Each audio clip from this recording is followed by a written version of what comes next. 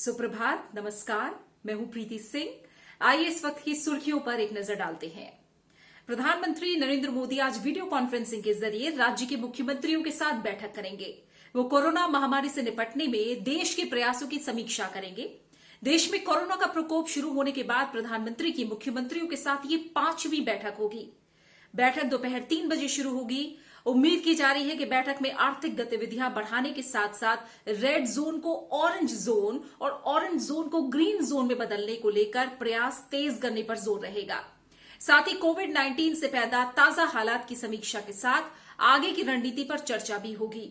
देश में लागू लॉकडाउन का तीसरा चरण 17 मई को पूरा हो रहा है। ऐसे में ये बैठक काफी अहम मानी जा रही है। लोकसभा अध्यक्ष ओम बिरला ने उम्मीद जताई है कि संसद का आगामी मानसून सत्र तय कार्यक्रम के तहत आयोजित किया जाएगा।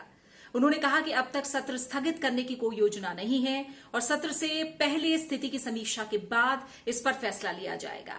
उन्होंने कोरोना वायरस से प्रभावी ढंग से निपटने के लिए केंद्रीय नेतृत्व की सराहना भी की। लॉकडाउन के बीच रेलवे ने 12 मई यानी कल से ट्रेनें चलाने का फैसला किया है। रेलवे चरणबद्ध तरीके से अपनी सेवाएं शुरू करने की योजना बना रहा है। भारतीय रेलवे की योजना है कि कल से धीरे धीरे विशेष ट्रेनों का संचालन शुरू किया जाएगा। इस दौरान नई दिल्ली स्टेशन से डिब्रूगढ़, अगरतला, हावड़ा, पटना, बिलासपुर, रांची, भुवनेश्वर, सिकंदराबाद, बेंगलुरु, चेन्नई, तिरुवनंतपुरम, मडगांव, मुंबई सेंट्रल, अहमदाबाद और जम्मू तवी को जोड़ने वाली इन ट्रेनों को विशेष ट्रेनों के रूप में चलाया जाएगा, जिसके लिए टिकट आज शाम से IRCTC की वेबसाइट पर उपलब्ध होंगी। कोरोना महामारी से निपटने के लिए मित्र देशों की मदद के लिए भारत सरकार की ओर से मिशन सागर शुरू किया गया है। इसके तहत हिंद महासागर में स्थित 5 देशों को चिकित्सा सहायता भेजी गई है। मालदीव, मॉरिशस, मेडागास्कर, कोमोरोस और सेशल्स के अनुरोध के बाद भारत ने भारतीय नौसैनिक पोत केसरी को चिकित्सा दलों, आवश्यक दवाओं और खाद्य सामग्रियों के साथ रवाना किया है। पोत पर सवार 2 चिकित्सा सहायता दलों में एक मॉरिशस में तैनात होगा, जबकि दूसरा कोमोरोस में डेंगू बुखार से निपटने में मदद करेगा। पोत से करीब 600 टन खाद्य सामग्री मालदीव भेजी गई है। वहीं आयुर्वेदिक दवाओं की विशेष खेप मॉरिशस भेजी गई है। मेडागास्कर और कोमोरोस उतरने वाले सामान में हाइड्रोक्सी क्लोरोक्विन टैबलेट भी हैं। इसके अलावा भारत से 88 कोरोना वॉरियर्स का दल संयुक्त अरब अमीरात भी भेजा है।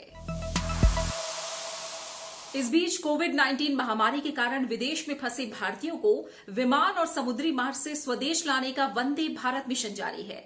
इसके तहत नौसेना का जहाज INS जलाश्व रविवार को मालदीव से 698 यात्रियों को लेकर कोच्चि बंदरगाह पहुंचा। यात्रियों के इस समूह में 595 पुरुष और 103 महिलाएं हैं। अधिकतर यात्री केरल और तमिलनाडु के हैं। यहां सबसे पहले इन यात्रियों की थर्मल स्क्रीनिंग की गई और इसके बाद इन्हें क्वारंटीन सेंटर ले जाया गया। वहीं सिंगापुर से 243 यात्रियों को लेकर एयर इंडिया का विमान मुंबई पहुंचा है।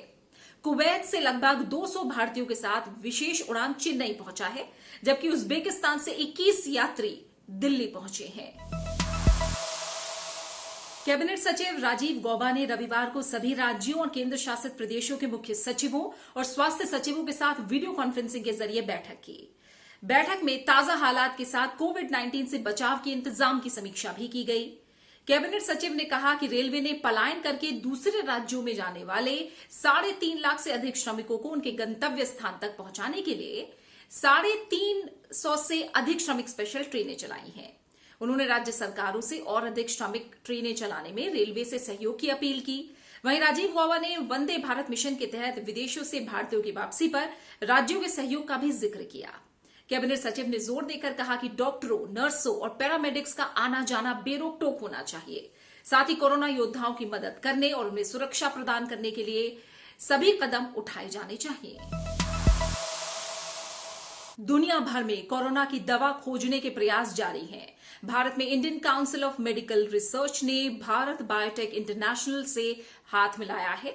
दोनों संस्थाएं मिलकर कोविड-19 की स्वदेशी दवा या वैक्सीन तैयार करने का काम करेंगी। इस समझौते के बाद भारत ने कोरोना वैक्सीन खोजने की दिशा में मजबूत कदम बढ़ाया है। सब कुछ सही रहा तो भारत खुद वैक्सीन विकसित कर लेगा और उसे दूसरे देशों की मदद नहीं लेनी पड़ेगी। वैक्सीन विकसित करने के लिए national institute of virology Pune में अलग किए गए वायरस स्ट्रेन का इस्तेमाल किया जाएगा। आईसीएमआर की ओर से जारी बयान में बताया गया है कि एनआईवी में अलग किए गए वायरस स्ट्रेन को सफलतापूर्वक बीबीआईएल के लिए भेज दिया गया है। अब वैक्सीन तैयार करने पर काम किया जाएगा। इसी के साथ सुर्खियों में फिलहाल इतना ही। नमस्कार।